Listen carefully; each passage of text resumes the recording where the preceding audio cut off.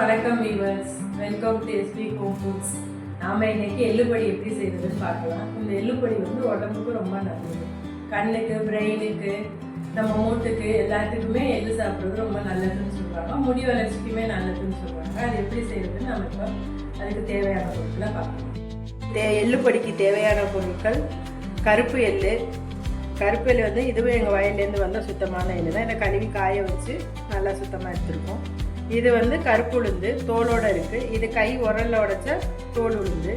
இதில் உளுந்தோட எல்லா நன்மைகளும் இதில் இருக்குது. இது மிஷின் எதுலேயுமே கொடுக்கல. மிஷின்லலாம் கொடுக்காம கையிலே உடைச்ச கருப்பு உளுந்து. அப்புறம் கடலைப்பருப்பு. அடுத்து கருவேப்பிலை. இதுவுமே வீட்டில் இருக்க மரத்துலேருந்து பச்சை கருவேப்பிலை தான். இதில் எந்த மருந்துகளும் கிடையாது. இது வரமிளகா. இது பெருங்காயம். கொஞ்சம் நல்லெண்ணெய் தேவைப்படும். அடுத்து எப்படி செய்யறதுன்னு பார்க்கலாம். அடுத்து அடுப்பை ஆன் பண்ணிக்கலாம்.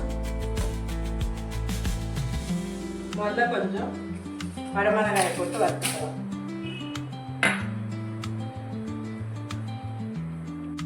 போட்டு வறுத்துக்கலாம்.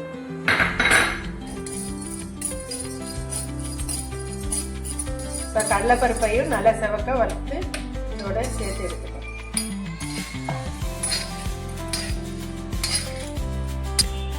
ஸ்பூன் நல்லெண்ணெய் ஊற்றிக்கணும்.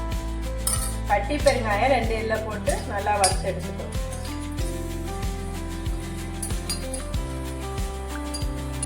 பெருங்காயத்தையும் நல்லா வறுத்து எடுத்துக்கணும். அடுத்து கொஞ்சம் கருவேப்பிலை போட்டுக்கணும்.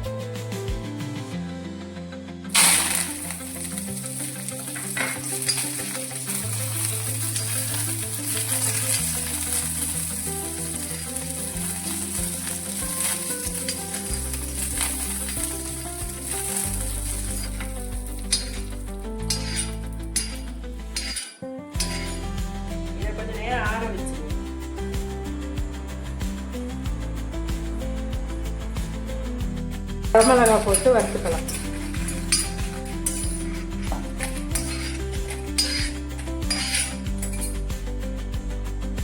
அடுத்து கருப்புளுந்தையும் போட்டு கொஞ்சம் வெடிக்கிற வரைக்கும் வறுத்துக்கலாம்.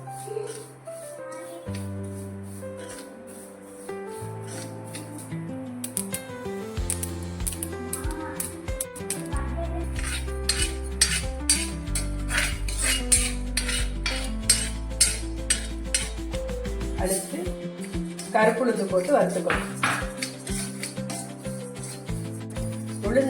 கருப்பு உளுந்த அப்படியே நல்லா செவக்க வறுத்து எடுத்துக்கணும்.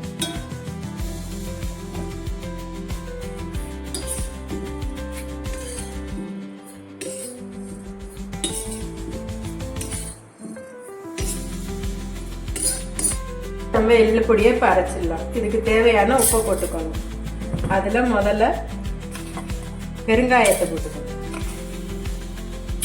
பெருங்காயமும் மிளகாயும் ஃபஸ்ட்டு போட்டுக்கணும்.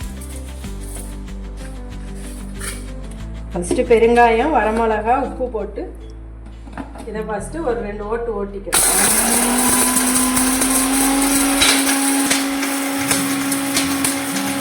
இதை அரைச்சிட்டு அடுத்து நம்ம வறுத்து வச்சிருக்கிற எள்ளு, கடலைப்பருப்பு, உளுந்தம்பருப்பு, கருவேப்பிலை எல்லாத்தையும் போட்டு இதில் அரைச்சிக்கணும்.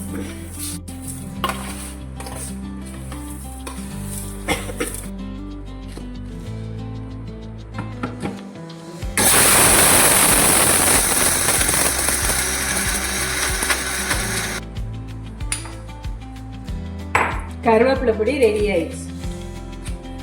இதை நம்ம ஒரு பவுலுக்கு மாற்றிடுவோம். பொடி ரெடி ஆயிடுச்சு.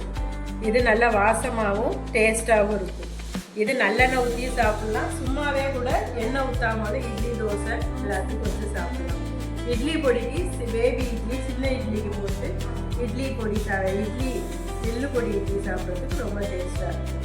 நீங்கள் நான் என்னோடதை நானே சாப்பிட்டு நல்லா இருக்குதுன்னு சொல்கிறத விட நீங்கள் சாப்பிட்டு எப்படி இருக்குதுன்னு சொல்லுங்கள். மறக்காமல் சப்ஸ்கிரைப் பண்ணுங்கள். நன்றி.